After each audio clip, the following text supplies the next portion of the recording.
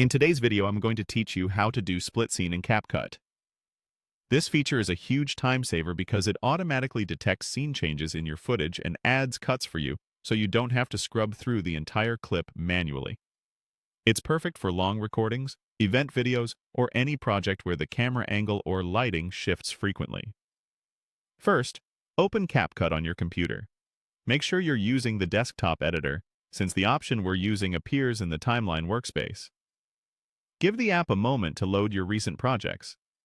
If CapCut prompts you with any updates, it's a good idea to let those complete, as newer versions handle scene detection more accurately. Next, add your video. You can drag your clip directly into the media library or click the import button to browse to your file. Once it's in your library, drag the clip onto the timeline. If you're working with multiple files, place the one you want to split on a single track so it's easy to see the results. Don't worry about the project's aspect ratio here. Split scene works the same regardless. Now, on the timeline, locate the clip you just added and right-click it. If you're on a trackpad, a two-finger click works, and on some keyboards, Control-click does the same thing.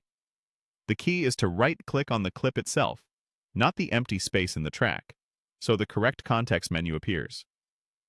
From the menu, click Split Scene. You might see it labeled exactly like that, and it's typically grouped with other editing actions. When you select it, CapCut starts analyzing your footage for visual and motion changes, things like cuts, hard transitions, or big shifts in brightness or color. Now, wait for the results. You'll usually see a brief progress indicator. The processing time depends on the length and resolution of your video, as well as your computer's performance.